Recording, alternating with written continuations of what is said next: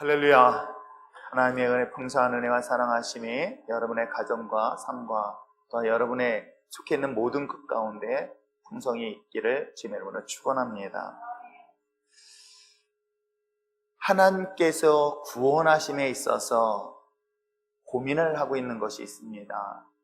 하나님께서 특정한 누구를 구원하시고 또한 특정한 누구는 구원하시지 않는 것은 아닐까? 누군가는 열심히 몸부림쳐도 혹시 하나님의 구원의 예정 속에 제외되어 있고 그 사람은 어떻게 행동을 하더라도 하나님의 구원의 범주 안에 있는 사람이 혹시 있지는 않을까? 이런 문제 가지고 고민을 할 때가 있습니다.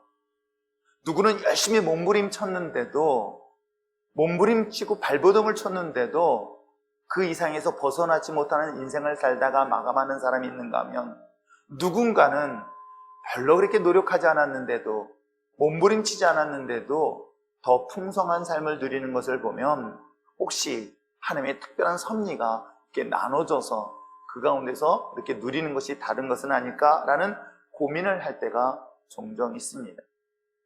하나님의 예정된 교리 안에 포함되다 보니 과연 내가 무엇을 한다 한들 하면서 그야말로 자포자기할 때도 종종 있습니다. 하나님의 구원. 그러나 제가 성경을 보면서 디모데전서 2장 4절의 말씀에 보면 하나님은 모든 사람들이 구원받기를 원하시고 있음을 발견합니다. 모든 사람들이 구원을 받기를 원하며 그 구원에 대한 진리를 알기를 하나님께서 모든 사람들이 갖기를 하나님이 원하신다는 말씀을 발견하고 난 이후에는 그래, 하나님은 특정한 누구는 구원하시고 누구는 구원하지 않는 것이 아니라 하나님은 모든 사람들을 다 구원받기를 원하신 것에 대하여 조금 더 흔들리지 않냐는 확신과 믿음을 갖게 됩니다. 그러므로 사랑하는 성도 여러분, 오늘 여러분 모두 다 하나님의 구원의 은혜 안에 있기를 주님으로 축원하며 또한 하나님께서 여러분 모두 다 구원의 축복된 자리에 서기를 하나님께서 원하시고 있다는 이 사실을 믿고 고백하며 나갈 수 있는 저와 여러분 되시길 주님으로 축원합니다. 또한 하나님께서는 그 모든 사람들을 구원하시지만은 한 가지 또 차이점을 하나 볼 수 있는데 다양한 그릇을 만들었다는 사실을 성경은 소개하고 있습니다. 금그릇으로 만든 사람이 있고 은그릇으로 만든 사람이 있으며 또한 질그릇으로 만드는 사람이 있는가 하면 나무그릇으로 만들어진 존재가 있습니다. 나무그릇으로 만들어진 존재가 금그릇을 만들어진 존재를 보면서 질투하고 시기하고 원망합니다. 내가 아무리 발버둥 쳐도 난 질그릇밖에 되지 못할 텐데, 난 나무그릇밖에 되지 못할 텐데 라는 그런 열등의식에 사로잡힐 때가 있습니다. 그런데 성경은 놀랍게도 금그릇이기 때문에 사용하거나 아니면 은그릇이기 때문에 사용하고 아니면 질그릇이나 나무그릇이기 때문에 버리지 아니하시고 사용하는 용도는, 사용하는 방법은 놀랍게도 그 그릇이 깨끗한 상태를 요구하고 있는 것을 보면 금그릇이든 은그릇이든 질그릇이든 나무그릇이든 하나님의 모두 다 사용하는 존귀한 그릇이라는 것을 여러분 절대로 잊지 않기를 주님으로 축원합니다. 하나님이 사용하시는 그릇에 다양성이 있을 뿐 그 어떤 것도 차별 없이 사용하시는 놀라운 역사가 여러분 가운데 있다는 것을 잊지 마시길 주님으로 축원합니다. 여러분, 여러분이 살아가는 궁극적인 이유, 목적은 무엇일까요? 여러분이 살아가는 목적, 살아가는 이유, 그것이 무엇 때문일까? 우리 우민이 형제하고 유진 자매가 어제 결혼식을 했습니다. 두 사람이 각자 살면 될 걸 왜 굳이 두 사람이 만나서 눈이 맞아가지고 결혼을 했는 이유가 무엇 때문일까요? 바로 더 나은 행복을 원해서 결혼하는 것은 아닐까요? 혹시 여기 계신 분 중에서 나는 행복 필요 없습니다라고 자신있게 손 드시는 분이 있으면 제가 특별히 안수기도 해드릴게요. 이 자리에서. 나는 행복 필요 없습니다. 그럼 제가 특별히 하나님 앞에 기도해가지고 이 자리에 모셔서 초청해서 하나님 앞에 특별히 이렇게 기도할 거예요. 하나님, 이 사람은 행복이 필요 없습니다. 그래서 이 사람에게는 특별히 불행을 주시옵소서라고 안수기도 할 거니까 혹시라도 나는 행복이 필요 없습니다라고 생각하시는 분 손을 들어보세요. 그 순간 갑자기 얼굴 가까이 손대지 마십시오. 아마 세상의 모든 사람들이 행복하게 해서 이 자리에 서 있을 것입니다. 인간에게 있을 본능적인 욕구 중에 하나는 행복이라는 것은 어쩌면 하나님이 우리에게 주신 축복이에요. 왜? 하나님은 하나님의 형상으로 지은 인간에게 뭐라고 말씀하셨는지 아십니까? 하나님의 복을 주셨다라고 말씀하고 있는 거예요. 이 복은 결국 궁극적으로 우리가 추구하고 목말라하고 있는 행복을 말하고 있는 것이에요.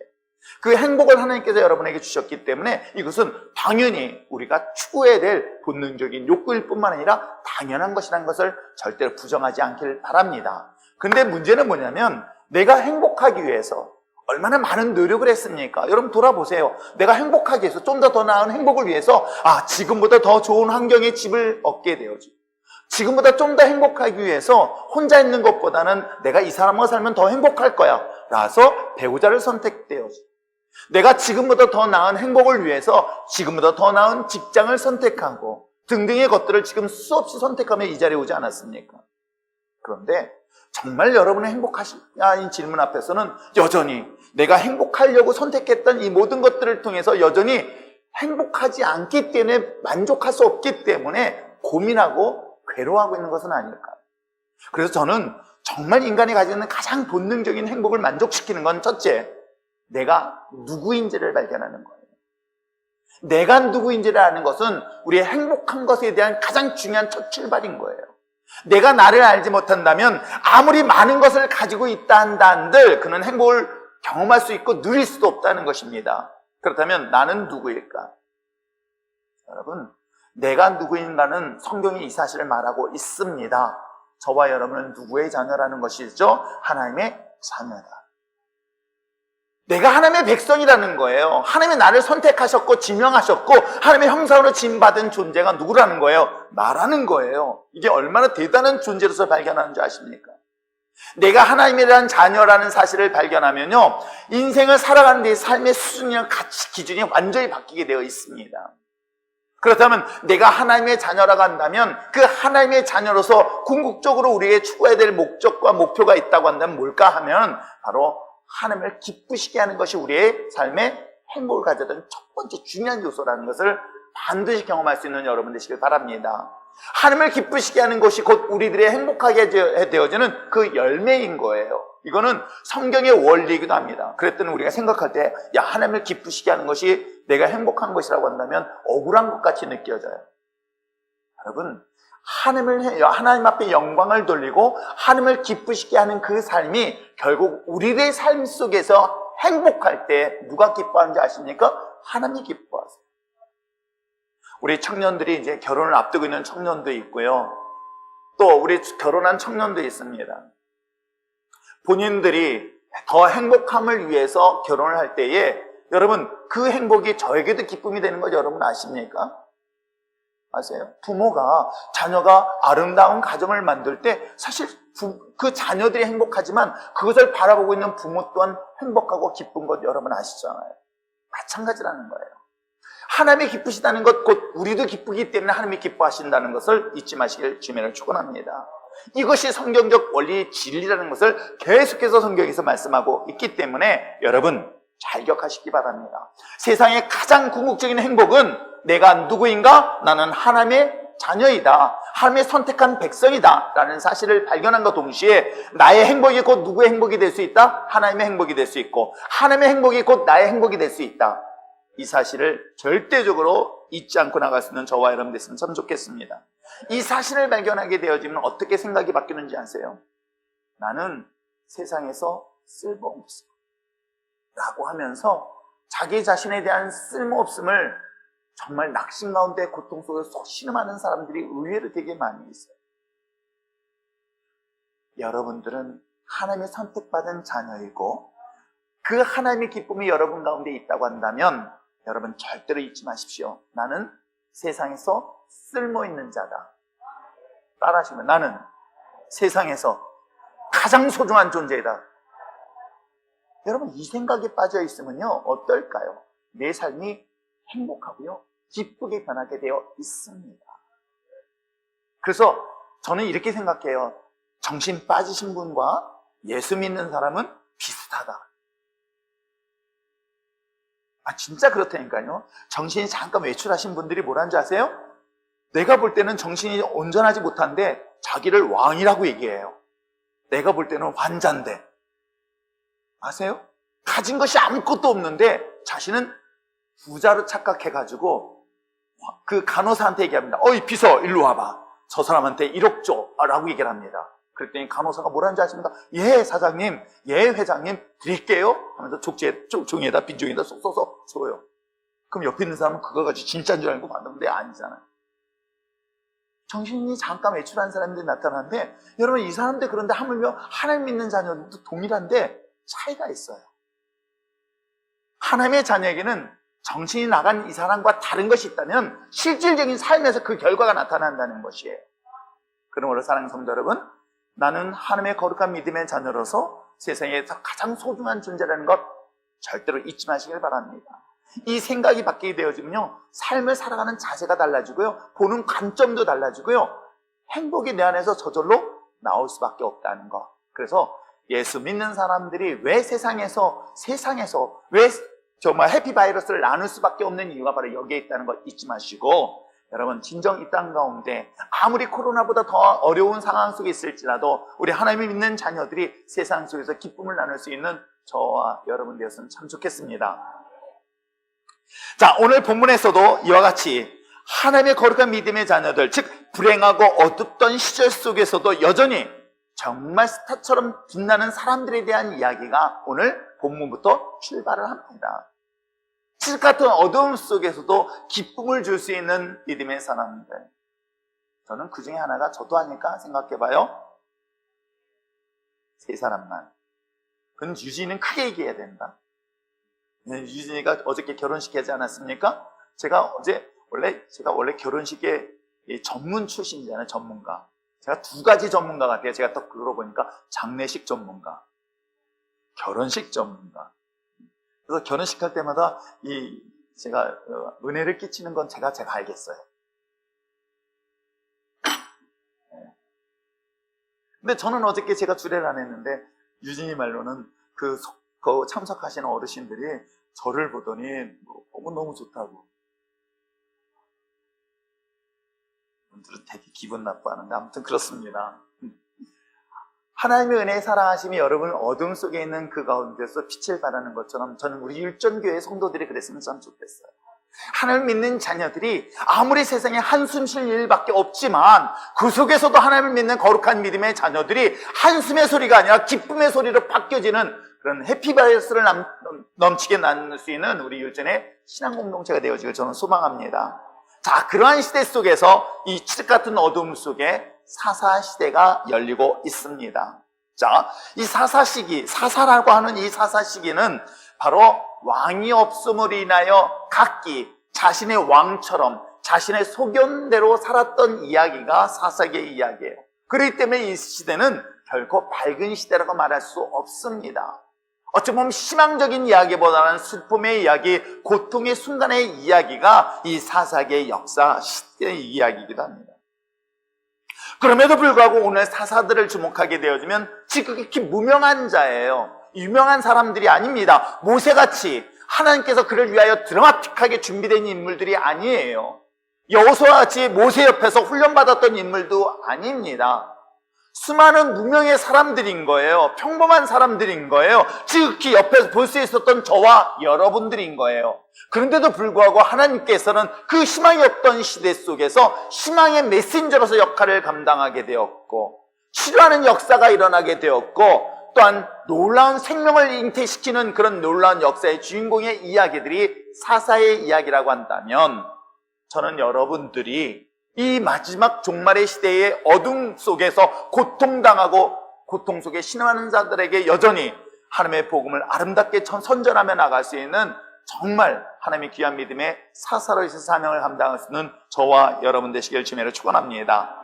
자, 본문의 속에 등장하고 있는 이 사사들은 구원의 통로이며 평화의 사도로서 쓰임받은 자들이었는데, 이 사사라는 단어는 영어 성경에 보니까 저지라는 단어를 사용하고 있어요. 이 저지라는 것은 재판하다라는 단어의 의미인 거예요. 재판관이라는 이야기인 거예요. 그래서 이 사사기는 재판관들의 이야기, 그랬더니 무슨 어떤 것을 법으로서 판결하는가라고 했더니 사실은 이 저치라는 단어는 어떻게 사용되었는가? 위기를 만나고 어려움을 만나고 고통을 당하며 신음하는 그들에게 희망을 주는 메시지의 사람들이에요.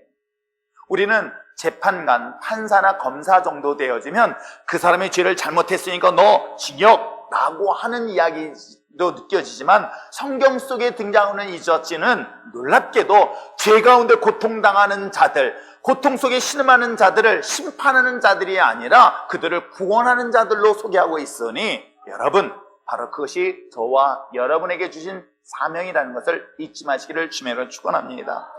군사와 정치적 지도자들에 대한 인물들로서 위기를 극복시키고 해결해줬던 그런 믿음의 사람들이 바로 저와 여러분이 되어지기를 소망합니다. 자, 그런 가운데서 특별히 저와 함께 이 사사기 여행 속에서 6명의 대표적인 인물들을 소개하려고 합니다.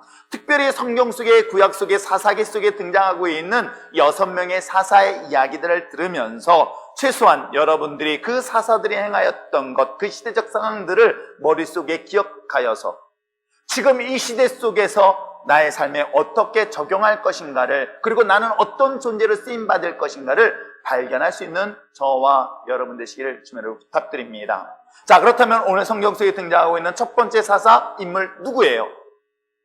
이우철이에요. 아니에요? 운니엘이에요. 따라하십니다. 운니엘. 이것이 첫 번째 사사로 등장합니다. 자, 그렇다면 이 사사가 등장하는 운니엘의 시대적 상황은 어땠을까? 본문을 한번 보려 합니다. 자, 7절 말씀을 한번 읽어볼까요? 읽겠습니다. 시작.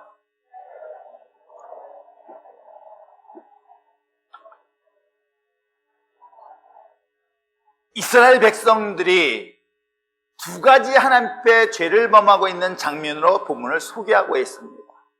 첫 번째는 뭐예요? 하나님 여호와를 잊어버렸다라고 기록하고 있는 거예요. 하나님의 은혜를 잊어버렸다라고 기록하고 있는 거예요. 하나님이라는 존재를 그 삶의 우선순위에서 차순위로 바꿨다는 이야기를 하고 있습니다. 또 하나가 있습니다. 바알들과 아세라들을 섬겼다라고 기록하고 있는 거예요. 이 시대의 우리들의 모습 속에 보여주고 있는 모습이기도 합니다.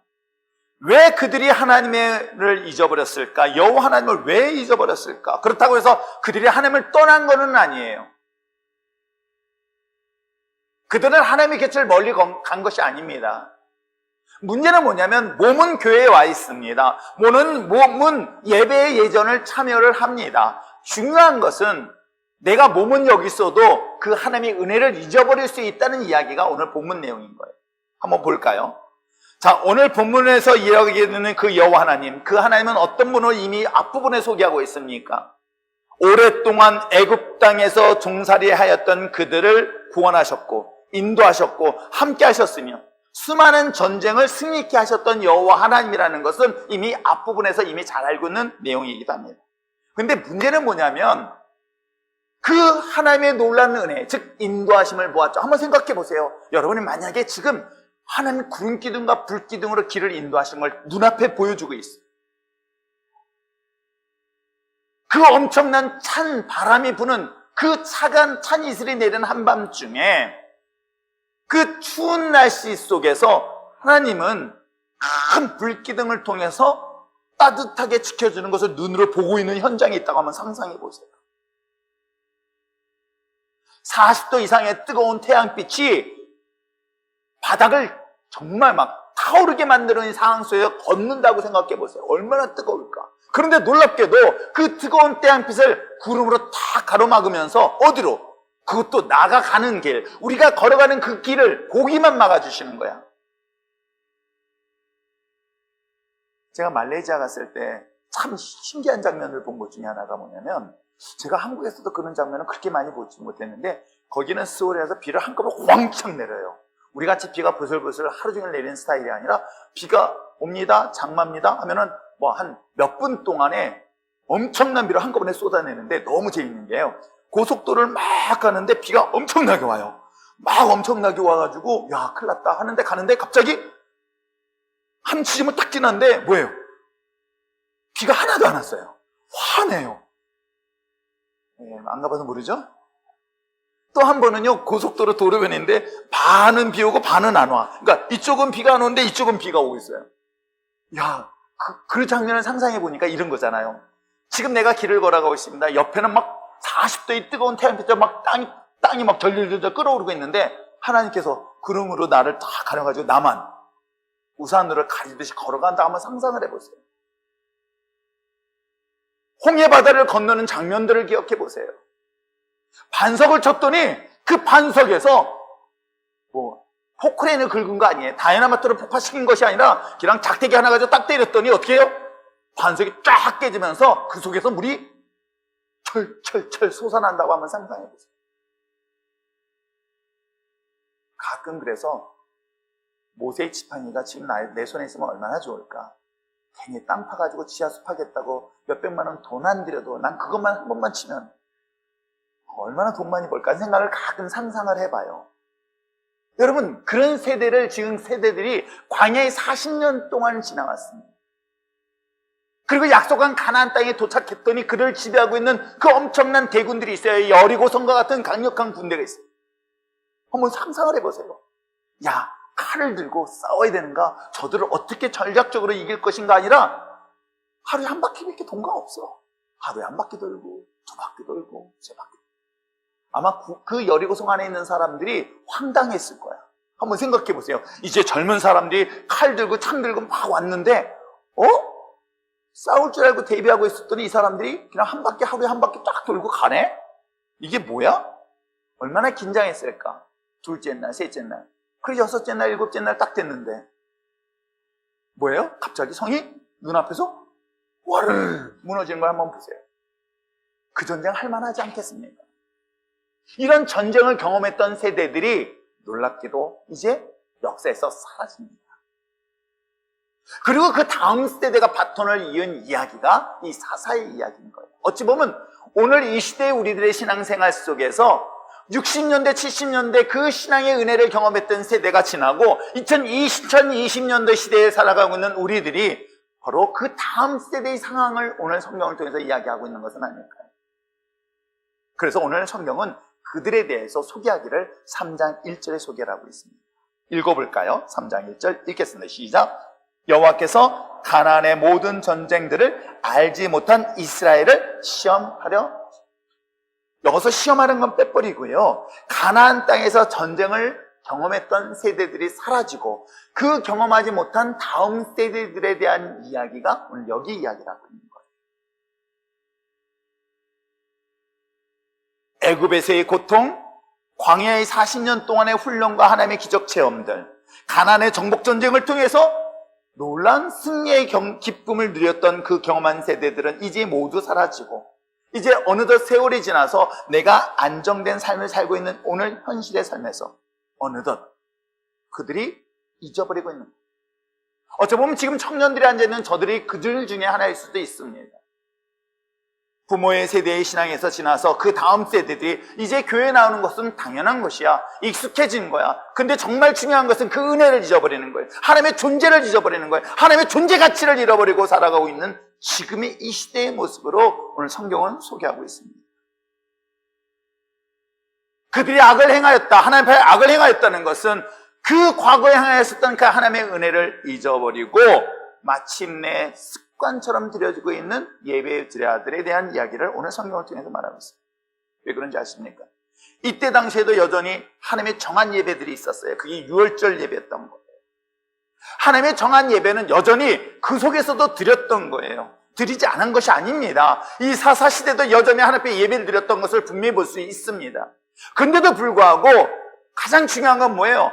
예배를 드리는데 뭘 잊어버린 거예요? 하나님의 놀라운 은혜들을 잊어버리고 있더라는 거예요. 그래서 오늘 성경에 기록된 것처럼 하나님의 여호와 하나님을 그들이 잊어버렸다라고 소개하고 있는 거예요. 그것이 오늘 지금 이 자리에 있는 나의 모습, 우리의 모습이라고 소개하고 있습니다. 그 잊어버리게 된 배경이 뭐 때문일까요? 오늘 성경은 바알과 아세라를 섬겼다라고 소개하고 있는 거예요. 근데 이것은 단 하나인, 즉 바알과 아세라가 아니라 바알들, 아세라들라고 복수를 쓰는 거 보니까 어느 특정한 지역에서만 아니라 이스라엘, 즉 이스라엘 전체적으로 모든 자들이 각 지역마다 이와 같이 확장되어서 바알과 아세라를 섬기는 것으로 성경을 소개하고 있어요. 저는 이 말씀 묵상하면서 지금 우리들의 신앙의 모습 속에 신앙과 생활에 이원화되어져 있는 모습을 볼 수 있는 장면이 여기에 있는 거예요. 신앙은 신앙이야. 삶은 삶이야. 신앙은 신앙이야. 생활은 생활이야. 신앙은 신앙이야. 현실과 달리 이중화되어져 있는 삶의 모습을 오늘 성경은 소개하고 있는 거예요. 왜 그들이 하나님도 섬기면서 바알과 아세라를 섬겼는지는 이미 지난 시간에 말씀드렸습니다. 왜? 바알과 아세라는 그들의 실생활 속에서는 꼭 필요한 존재들이라고 생각했던 거예요. 농사를 짓는 사람에게서는 또한 많은 것들이 필요한 다산이라는 것들이 필요한 사람들에게는 바알과 아세라는 정말로 필요한 존재였기 때문이에요. 우리가 신앙생활하면서도 여전히 하나님 앞에 거룩하게 구별되어지기보다는 하나님의 신앙과 세상에서는 세상에 분리되어져 있는 이중적 모습은 오늘 성경 속에 소개하고 있는 모습과 별반 차이가 없는 거예요. 그래서 하나님의 자녀들은 예배 시간에는 예배를 드리지만 세상에 나가서는 별 구분 없이 술과 함께 세상과 똑같이 살아가고 있는 모습은 무엇 때문일까요?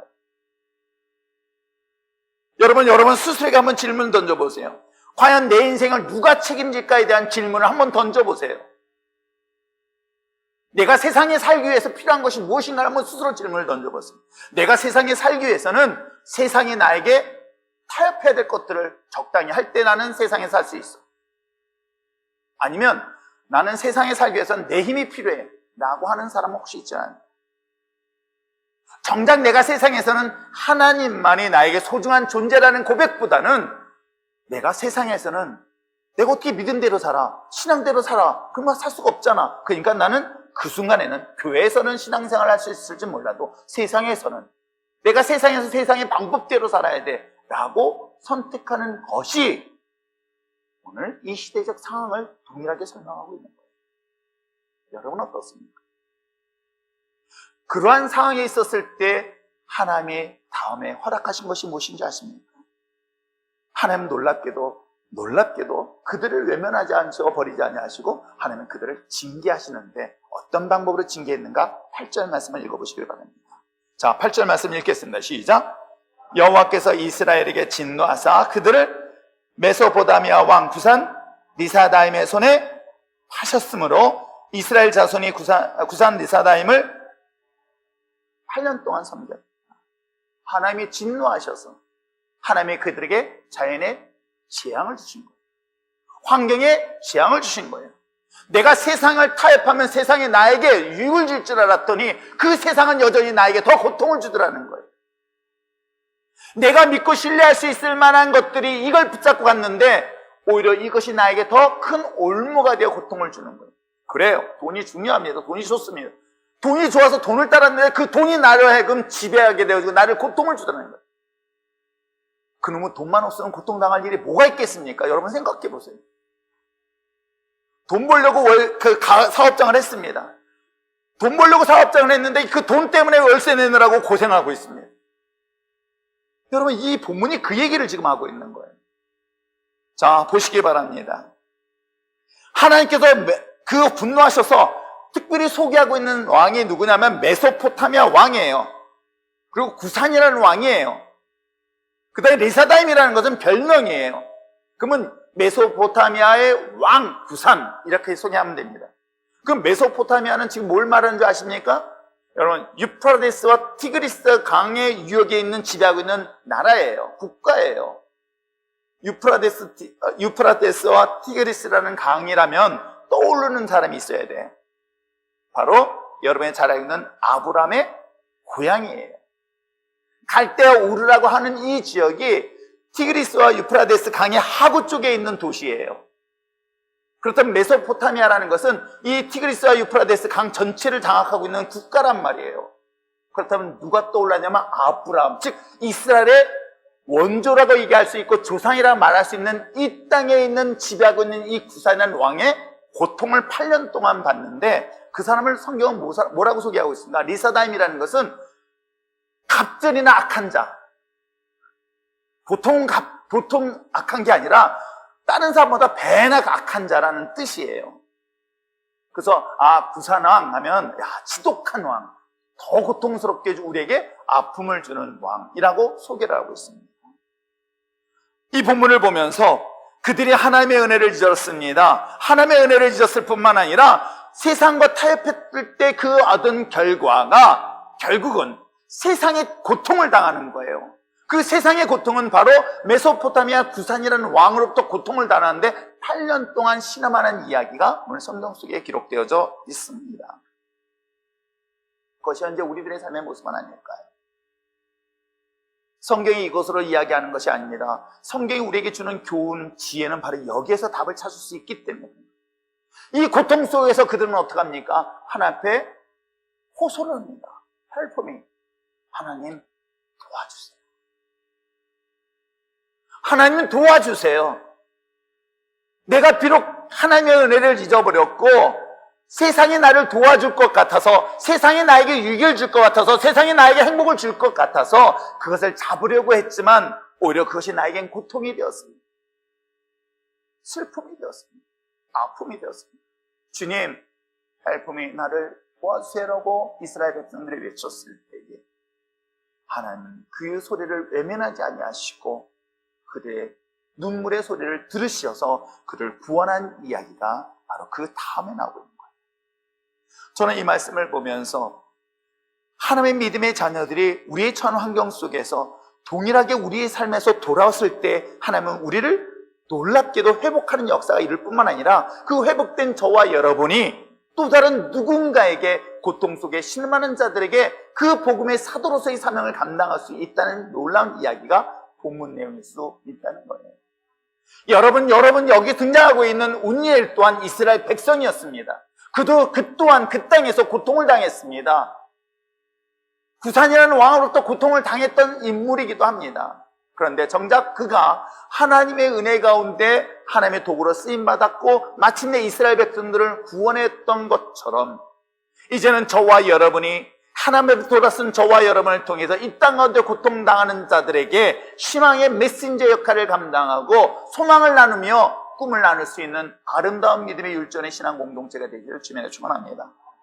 자, 그렇다면 구원의 도구로 쓰임받은 운니엘을 오늘 본문을 통해서 살펴보는데 그는 어떤 인물일까? 자, 한번 보시기 바랍니다.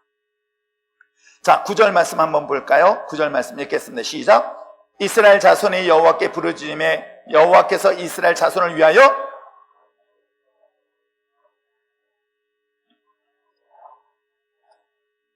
그렇습니다. 그냥 그를 소개했습니다. 소개했는데 간단하게 그는 갈렙의 아우예요. 그 갈렙의 아우인 누구예요? 운니엘을 소개하고 있습니다. 그리고 그것이 끝이에요. 도대체 운니엘이 누구일까를 고민하게 되는 거예요. 갈렙은 여러 가지 방법에서 그의 흔적을 찾을 수 있습니다만 운니엘은 그리 많이 발견하기 어려운 인물이기도 합니다. 그 얘기는 뭐냐면 지극히 평범한 저와 여러분의 이야기를 하고 있는 거예요. 우리는 성경을 보면 특별히 사용한 사람들은 우리보다 나은 사람이라 이야기합니다. 여러분 위인전이나 영웅전을 한번 보세요. 우리랑 특별히 달라요.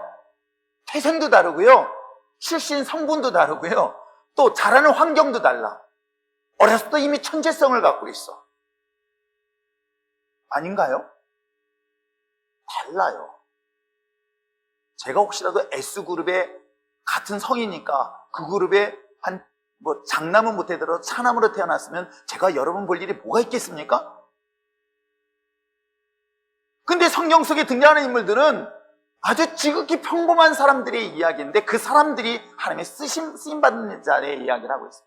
그것이 얼마나 큰 위로가 되는지 모릅니다. 자, 근데 운니엘에 대해서 한번 살펴보러 갑니다. 그를 소개하기를 성경에 말씀드린 것처럼 그니스 사람에 대한 이야기를 하고 있는데 갈렙의 동생이라고 해요. 그럼 갈렙에 대해서 한번 살펴보세요. 갈렙이 어떤 인물인가? 여호수아 14장 14절의 말씀에 보면 갈렙을 소개할 때 그를 그니스 사람 여분네의 아들이라고 얘기해요. 그러면 여분네의 아들이라면 아버지가 여분네예요. 여편네가 아니라 여분네예요. 그 여분네가 그의 아버지인데 그가 어디 출신이냐면 그니스 사람이라고 해요. 그나스 같은 의미예요. 그 그니스가 누군가를 찾아보면은요, 놀랍게도 창세기에서 36장에 찾아볼 수 있어요. 창세기 36장은 잘 알고 있는 야곱의 족보가 나오고 에서의 족보가 나와요. 야곱은 알겠고 에서도 아시겠죠? 야곱과 에서가 있습니다. 그런데 하나님이 선택한 사람은 야곱이에요. 그리고 야곱과 대비되어지는 인물이 에서예요. 그리고 에서가 나중에 에돔 족속으로 한 나라를 만듭니다. 그러면 에서의 후손인 에돔 족속의 사람이 누구냐라고 한다면 오늘 성경이 등장하고 있는 갈렙이라는 거예요. 하나님은 야곱의 혈통을 통해서 하나님의 이스라엘의 위대한 역사가 만들어집니다. 그리고 여기서 등장하고 있는 에서는 어찌 보면 이방인과 같이 취급되어서 결국은 역사에서 사라져버려요. 그런데 그 출신 중에 한 사람이 누구예요? 갈렙이 정말 하나님의 은혜 가운데 어디에 족보에 들어가냐면 에서의 족보로 들어가는 것이 아니라 야곱의 후손의 족보인 바로 유다 지파에 소속되는 거예요. 이게 놀라운 은혜인 거예요. 그래서 제가 이걸 보면서 혈통은 비록 내가 뭘 해도 하나님 앞에 접을 붙이면 나는 혈통이 바뀔 수 있다 없다 하는 것이 얼마나 희망적인 메시지인지 몰라요. 오늘 성경 속에 등장하는 이 갈렙은 그와 같이 어찌 보면 이스라엘 백성들의 잡족 가운데 한 사람으로서 그가 출애굽할 때 함께 나왔으나 그가 하나님의 은혜 가운데 유다의 후손, 하나님의 구원받는 후혈통의 후손으로 바뀌어집니다. 그리고 그로부터 시작되어진 것이 바로 그의 동생 운니엘을 소개하고 있는 거예요. 동시대에 갈렙과 운니엘을 소개할 때 성경 속에서는요, 두 사람을 소개할 때 갈등 구조는 비교하기 위하여 선택되어지는 인물들이 있는가 하면 동등한 선상에서 같은 사람으로 소개할 때 인물들이 등장합니다. 우리가 잘 알고 있는 가인과 아벨은 반대되는 사람이에요. 하나님 앞에 반대되는 사람들의 이야기죠. 우리가 잘 알고 있는 야곱과 에서도 그 중에 한 사람입니다. 그런데 이와 같이 정반대되는 사람들 뿐만 아니라 우리가 잘 알고 있는 여호수아와 갈렙은 놀랍게도 하나님의 일을 감당하는 데 있어서 항상 동행하였던 인물로 소개를 하고 있어요. 아론과 훌의 경우도 마찬가지입니다. 모세의 손을 들어서 함께 동역했던 아론과 훌의 경우도 같은 선상으로 보여줍니다. 그렇다면 오늘 성경에 등장하는 운니엘은 어떤 사람을 소개하고 있을까요? 바로 갈렙과 갈등, 반대되는 개념보다는 동일한 선상의 의미로 이해하셔도 틀림없는 이유가 몇 가지 이유가 있어요. 1장에서도 등장합니다. 여호수아, 사사기 1장에 한번 볼까요? 자, 1장에 그의 아우면서도 특별한 관계가 이루어집니다. 이것은 뭐냐면 말씀드린 것처럼 1장은 이스라엘 백성들이 유다 지파를 통해서 땅을 정복하기 위한 정복전쟁을 치르게 됩니다. 정복전쟁을 치르게 되어질 때에 이 갈렙이 군인들에게 이야기를 하는 거예요. 만약에 이 정복전쟁에 승리를 하게 되어지면 내 사랑하는 딸 악사를 내가 주어 사위로 삼겠다고 했어요. 그런데 놀랍게도 그 전쟁터에 누가 올라가서 전쟁을 승리케 하는지 아십니까? 제가 얘기하는 바로 운니엘이 등장합니다. 자, 한번 볼까요? 자, 13절의 말씀 한번 읽어보시길 바랍니다. 시작. 갈렙의 아우 그나스의 아들인 운니엘이 그것을 점령하였으므로 갈렙이 그의 딸 악사를 그에게 아내로 주었더라. 그랬더니 우리가 고민하는 거예요. 그래서 제가 성경을 보면서 이게 참, 이게 옛날 말로 한데 이게 무슨 이게 족보도 아니고 이게 뭐야? 왜요? 좀 전에 뭐였어요? 갈렙의 아우라 그랬어요. 누가? 운니엘이. 그럼 이 족보가 이상한 거예요. 아니 아우가 되면서 동시에 뭐가 됐습니까? 사위가 됐어요. 이게 말이 안 되는 집안 아닐까? 라고 생각할 수 있습니다. 그래서 갈렙의 나이는 이미 85세 넘은 나이였지만 이 운니엘의 나이를 생각해 본 거야. 그러면 한 3살 차이니까 80대 후반, 80대인가? 그건 아닐 거라고 생각해요. 아세요? 나이 차이가 많이 있고 이게 친족인지 아닌지 모르지만 아무튼 그는 혈통적으로 같은 형제인 건 틀림없고요. 두 번째, 그들이 가지고 있는 문화 속에 하나는 대부분의 결혼을 어떻게 해요? 근친의 결혼을 했었어요. 사촌과도 결혼을 했습니다. 그렇기 때문에 이것은 크게 문제가 되지 않지 않았을까. 그래서 이 형제 아우라고 하는 것은 그렇게 넓게 이해해 주셔야 됩니다. 그들의 문화라고 이해하시면 되겠습니다. 아무튼 이 운니엘은 갈렙의 정복전쟁에 가장 가깝게 이 일들을 감당하는 것을 보면 이 운니엘을 이해하기 위해서는 갈렙의 신앙을 이해하면 아마 운니엘도 동일한 선상으로 이해할 수 있는 인물로 이해하시면 됩니다. 그래서 운니엘의 갈렙의 신앙을 보면 그가 특별하게 볼 수 있는 건 뭐예요? 언제나 그는 하나님과 함께 했던 인물인 것을 갈렙을 통해 볼 수 있다면 운니엘도 그렇게 이해하셔도 큰 무리 없는 해석일 것이다. 그렇습니다. 모든 정복전쟁에 함께 있었던 그 여호사와 갈렙, 그들은 언제나 하나님과 함께 했던 것처럼 운니엘 또한 그 곁에서 가장 가깝게 하나님과 함께 했던 인물이 누구였을 것이다? 운니엘일 것입니다. 그러므로 사랑하는 성도 여러분, 어떤 환경과 상황 속에서도 세상을 가까이 하기보다는 하나님과 가까이 할 수 있는 저와 여러분 있으면 참 좋겠습니다. 세상의 친구보다는 하나님을 더 친구로 삼을 수 있는 저와 여러분 되시길 주변에 축원합니다. 세상의 많은 사람과 동행하기보다는 하나님과 더 가까이 동행하며 나갈 수 있는 저와 여러분 되시길 주변에 축원합니다. 또 하나 볼 수 있는 건 뭐예요? 여러분, 갈렙이 85세의 나이에 헤브론 땅을 봅니다. 헤브론 땅은 늙은 장수에게는 감당할 수 없는 땅이에요. 그런데도 불구하고 그는 40대의 마음속에 정탐하면서 보았던 꿈이 있었던 거예요. 젊은 나이에 보았던 그 가나안 땅 중에서 이 헤브론 땅, 그곳에서는 큰 장술이 있는 그런 거칠고 험한 땅이에요. 그런데도 불구하고 이 갈렙은 40대 젊은이로서 처음 청탐했던 그 땅을 잊지 못했던 거예요. 그리고 그 땅에 대한 소망이 80이 넘은, 즉 40년이 지난 이후에도 85세에 된 늙은 나이에서도 여전히 하나님이 주신 그 소명, 그 사명은 여전히 계속 가지고 있는 것을 볼 수 있어서 하나님께 이렇게 얘기합니다. 그 땅을 저에게 허락해달라. 저는 이것을 보면서 그에 있어서 그 주었던 그 비전어리는 결국 그 운니엘에도 동일하게 나타나고 있는 것을 볼 수 있다고 본다면 여러분 어떻습니까? 그에게 있는 그 사명, 그 비전이 그의 마음을 여전히 열정 가운데 타올 수 있는 사람으로 사용할 수 있는 걸 볼 때에, 사랑하는 성도 여러분, 제가 여러분들에게 왜 제가 요셉을 좋아한다고 얘기하는지 아시겠습니까? 환경과 상황이 중요하지 않습니다. 내가 비록 처한 환경은 저 칠흑 같은 어둠, 저 깊은 웅덩이에 갇혀 있는 상황에 있을지라도, 때에 따라서는 억울하게 감옥에 갇혀서 이제 죽음밖에 외에는 어떤 것도 선택할 수 없는 상황 속에 있을지라도 그를 여전히 살아남을 수 있었던 이유가 뭔지 아십니까? 꿈이었던, 꿈을 가지고 있었던 그를 그래서 꿈의 사람이라고 얘기하는 것처럼, 여러분 현실은 중요하지 않습니다. 현실을 극복하고 이길 수 있는 것은 꿈을 가진 자의 가지는 특징이라는 걸 잊지 마시길 바랍니다. 제가 군목들 앞에서 설교하면서 그런 얘기를 했습니다. 이제 군목들이 제대로 제대하는 사람이 그날 그 자리에 5명이 모인 거예요. 5명의 대위로 제대하는 이 사람들에게는 내일에 대한 불투명이 그들에게는 두려움으로 다가오고 있는 거예요. 걱정하고 있고 염려를 하고 있는 거예요. 그래서 그들에 대한 위로의 메시지를 전하고 했을 때 이런 생각을 해봤습니다. 여러분 지금 내가 깊은 수렁 속에 갇혀 있습니다. 근데 수렁을 지나고 났더니 뭐가 있습니까? 놀랍게도 그곳에 나에게 엄청난 놀라운 그 예비된 축복의 땅이 있다고 한다면, 여러분 지금 처해 있는 이 웅덩이가, 이 수렁이 두려움의 대상이 되겠습니까? 아니에요. 마라의 쓴물을 경험했던 이스라엘 백성들이 마라의 쓴물 앞에서 원망과 불평합니다. 내가 지금 목말라서 죽을 것 같은데 나에게 필요한 물을 제공하지 못하고 오히려 나에게 더 고통을 주는 이 마라의 쓴물을 줍니까? 라고 하나님을 원망했던 이스라엘 백성들. 근데 그 위에 어떤 일이 일어나죠? 그 물을 단물로 바꿨습니다.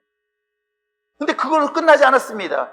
그로부터 얼마 갔지 않아서 엄청난 오아시스가 예비되어 있습니다. 여러분 여기까지만 한번 보세요. 그럼 여러분 어떻겠습니까? 지금 내가 처해 있는 마라의 쓴물 앞에서 좌절하고 낙심하고 원망하실 수 있을까요? 아니에요. 기대랍니다. 마라의 쓴물이 단물로 변할 거야? 그리고 그 다음에 뭐가 있습니까? 오아시스가 있네? 라고 본다면 여러분 결코 지금의 처한 환경은 나에게 큰 문제가 되지 않아요. 근데 문제는 뭐냐면 자기가 병아리이기 때문에 못 보는 거예요. 여러분 병아리가 아무리 날아봐야 얼마나 보겠습니까? 참새가 높이 올라봐야 얼마나 올라가겠습니까? 근데 놀랍게도 하나님께서는 하나님을 앙망하는 자, 하나님의 소망을 가진 자, 하나님의 여러분의 꿈이 되는 자에게는 독수리같이 높은 창공에서 이걸 보게 하겠다는 거예요. 이게 얼마나 대단한 줄 아십니까? 저도 60년을 50년. 20년 살면서 돌아보면은 진짜로 오르막 내리막도 있었어요. 왜 없겠습니까? 제가 만약에 그렇게 일희일비했었다고 한다면 벌써 심장이 터져 죽을 수도 있었을 거예요. 저에게 하나님께서 이곳까지 버틸 수 있고 앞으로 갈 수 있었던 이유가 뭔지 아십니까? 저는 그 높은 곳에서 볼 수 있는 것이 있었던 거예요. 지금 당장 나에게 월세를 주지 못해서 당장 이 길거리에 나앉은 상황일지라도 나는 그 다음을 보다 보니까 이것이 나에게 문제가 되지 않는 거예요. 저라고 월세 안 냈겠습니까? 월세 못 내가지고 당장 쫓겨나갈 수 있는 상황이 처해 있었을 때도 두렵지 않았었던 이유가 뭔지 아십니까? 여러분 어떻습니까? 하나님이 함께하는 자에게 그런 놀라운 은혜를 주실 뿐만 아니라 그 넓게 볼 수 있는 힘을 우리에게 주신다는 것이죠. 그것이 어찌 보면 갈렙에게 주었던 것처럼 동일하게 운일에 주셨음을 확신하고 있는 이유가 마지막 이 정복전쟁에 끝까지 함께하는 그 모습을 보면서 더 확신을 갖게 되었습니다. 사랑하는 사람들, 처음 시작할 때 여러분이 누구라고 물어봤죠? 내가 하나님의 자. 내가 세상에 나를 지키는 것이 아니라, 세상에 나를 보호하는 것이 아니라 누가 보호하시고 누가 지켜주신다는 거예요? 여호와 하나님이라는 거예요. 그 과정에서는 때에 따라서는 깊은 응덕이 들어갈 수 있습니다. 때에 따라서는 내가 도저히 내 힘으로 빠져나갈 수 없는 늪 같은 곳에 갇혀서 몸부림치는 고통을 느낄 수도 있을 것입니다. 아니 지금 이 순간이, 이 시간이 여러분의 칠 같은 희망의 보좌를 얻은 그 속에 있을 수도 있습니다. 그런데 이것이 내게 두렵지 않은 이유가, 이것이 두렵지 않은 이유가 뭐 때문인지 아십니까? 바로 주님이 여러분과 함께 하신다는 거예요. 그리고 하나님께서 여러분에게 주신 소명을 주셨다는 거예요. 꿈을 주셨다는 거예요. 비전을 주셨다는 거예요. 이 비전이 운율에게 있었기 때문에 가능한 거다. 그런데 문제는 뭐냐면 이것을 알고 있는데 이걸 극복하지 못하는 것이 있어요. 그게 뭐냐면 제가 말씀드렸던 게 바로 이거예요. 미친 사람과 예수에 미친 사람의 차이 뭔지 아세요? 정신이 잠시 나간 사람들은 악한 영의 그를 지배해서 온전하지 못하지만 우리는 누가 지배하는지 아십니까? 하나님의 영이 지배합니다. 하나님의 영이 지배했을 때는요, 이거는 상상할 수 없는 놀라운 역사가 일어난다는 것을 성경은 끊임없이 얘기하고 있는 거예요. 내가 내 지식, 내 경험들, 내가 가지고 있는 의지를 가지고 나를 지배하는 것이 아니라 하나님의 영이 나를 통치하고 다스릴 때 내가 세상을 볼 수 없는, 세상이 알 수 없는 놀라운 것들을 볼 수 있는 놀라운 능력이 그 안에 있다는 것 잊지 마시길 바랍니다. 성경이 지금 이야기하고 있어요. 본문을 보시길 바랍니다. 10절 말씀 한번 읽어보실까요? 읽겠습니다. 시작. 다시 전체가 한번 읽어보세요. 이게 사사였던 우니엘이 아니라 오늘 저와 여러분에게 필요한 거예요. 정말 여러분에게 소중한 존재예요. 저도 굉장히 의지가 강한 사람이라고 생각하는 사람 중에 한 사람이에요. 진짜 의지가 강한 사람 중에 한 사람이기 때문에 내가 자존심 하나 가지고 버텼다고 생각했던 저예요.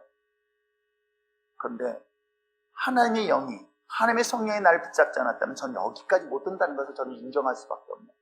그래서 오늘 이 시간에 그 무엇보다도 오늘 이 본문에 등장하는 운율이 그래요. 하나님이 함께 하셨고 그의 주위에 주신 비전을 가질 수 있던 가장 중요한 이유가 바로 여기에 있다는 걸 잊지 마시고 이 말씀 한번 읽어보시길 바랍니다. 시작.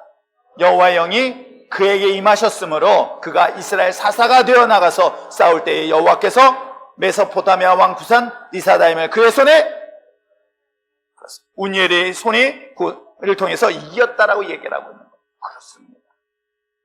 이건 하나의 정복전쟁을 끝난 것이 아닙니다. 우리들의 삶 속에 다양한 이런 어려움의 문제를 하나님의 거룩한 영의 기름 부심 받은 자를 통해서 성취되고 이루어졌다는 얘기가 오늘 성경 속에 기록되어 있습니다. 하나님의 영, 르하우 야훼라는 이 문장은 놀랍게도 구약에서 많이 등장하는 내용이 아니에요. 특별히 사사시대 때 등장하는 이 인물들은 특별한 사람들에게 임한 것이 아니라 일반적인 저와 여러분에게 주어진 이 사건이라는 것을 기억하시길 바랍니다.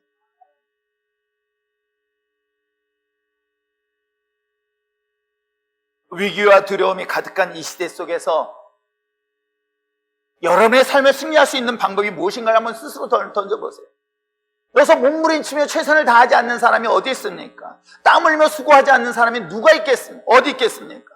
같은 목회자 입장에서 제가 이번 한 주간 동안에 그 지쳐있는 목사님들의 전화를 통화할 때마다 가슴이 먹먹한 거는 그들이 얼마나 몸부림쳤을까.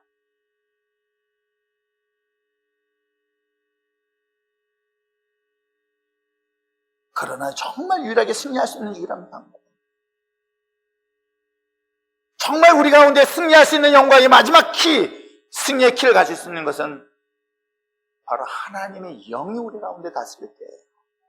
하나님이 나를 다스리고 통치하실 때 비로소 나는 내 인생 가운데 승리할 수 있다는 이야기가 본문 내용입니다. 이 사실 믿으시고요. 한번 여러분 그 하나님의 영의 통치를 받아보시고요. 하나님의 다스림을 한번 도전해 보세요. 하나님 앞에 여러분의 생각을 한번 맡겨보세요. 여러분의 사업장과 여러분의 인생도 한번 맡겨보세요. 그리고 그 책임지지 못하는 하나님이라면 내가 이 건물 팔아서라도 배상할 수 있어요. 그 대신 지키면 남는 수익의 일부를 져주시고. 그렇습니다. 이 시대 속에서, 이 위기 시대의 상황 속에서 내가 세상을 이기려고 몸부림쳤으나 세상이 나를 지배할 때에 내가 하나님의 다스림 받으면 세상은 얼마든지 바꿀 수 있다는 내용이 본문입니다. 얼마나 혹독하였는지 세상의 그 어떤 것보다 더 강력한 그 고통이 더해주는 이 세상을 살아갈 때에 이걸 이기고 이걸 극복하고 이걸 승리할 수 있는 것은 오직 하나님의 영이 다스림 받을 때 가능하다는 이야기를 보면서 사랑하는 성도 여러분, 하나님의 영, 하나님의 다스림 앞에 설 수 있는 저와 여러분 있으면 참 좋겠어요. 하나님의 다스림을 받는 그 자리에 설 수 있기를 주님으로 축원합니다. 하나님의 다스림 받는 자리가 어떨까 생각해봤더니 그게 예배 자리예요. 기도의 자리예요. 말씀의 자리예요. 내가 힘들고 지칠 때 세상을 향한 손을 내밀지 말고 주님 앞에 무릎 꿇어 보십시오. 하나님 앞에 부르짖을 때 그것을 하나님의 놀라운 역사가 일어나게 될 줄 믿습니다. 내가 지치고 힘들 때에 하나님의 부르짖을 때 부르짖는 자를 하나님 외면하지 않으세요. 주님은 나의 허물을 용서하시고 이미 용서하셨어요. 탕자를 이미 용서해서 내 아들인 거 인정하는 것처럼 이미 다 용서하셨어요. 내 허물 부족한 거 다 아십니다. 그러나 하나님의 그 부족한 자의 소리를 들으시길 원하시는 거예요. 난 너의 아버지라. 난 너의 요새라. 내가 너의 방패가 되겠다고 주님 말씀하시고. 왜 그런데도 왜 주님 앞에 오지 못합니까? 왜 주님 앞에 천적으로 자신의 삶을 맡기지 못하고 있습니까?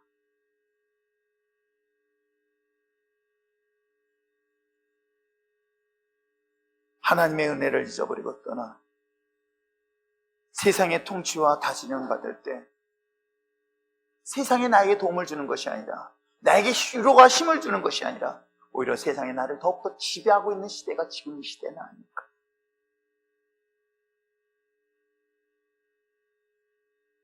새로운 마음으로 결단하십시오. 그것이 예배 자리로 돌아서십시오. 기도의 자리로 돌아서십시오. 직분의 자리로 돌아서십시오. 하나님의 나를 보호하는 그 자리에 서시길 바랍니다. 여러분의 시선이 바알과 아세라와 같은 세상의 것이 아닌 주님의 십자가를 바라볼 때에 세상 사람들은 실패요, 무능력이라고 하는 그 십자가가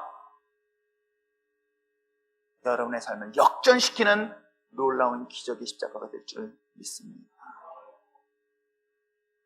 그 어떤 상황 속에서도 주님이 여러분과 함께 하시길 원하십니다.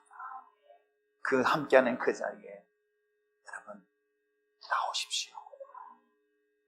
코로나 때문에 나오지 못하는 이 환경 속에서도 여러분의 예배 자리에, 기도의 자리에, 말씀의 자리에 쓰십시오. 하나님 여러분을 붙잡고 가실 것입니다. 마침내 하나님께서는 이 구산왕의 고통으로부터 해방시키고 그것으로부터 참된 평화의 삶을, 행복의 삶을 약속하셨듯이 우리 율전의 신앙 공동체, 이 위기 속에서도 주님 앞에 나와 승리해 나갈 수 있는 저와 여러분 됐으면 참 좋겠습니다. 또한 여러분 자신뿐만 아니라 이 주변에 그렇게 고통당하는 자들에게 오늘 운니엘의 사명을 감당할 수 있었던 것처럼 저와 여러분이 마지막 이 시대의 사사로서도 사역을 감당하고 남을 수 있는 저와 여러분 되시길 주님을 축원합니다. 기도합시다.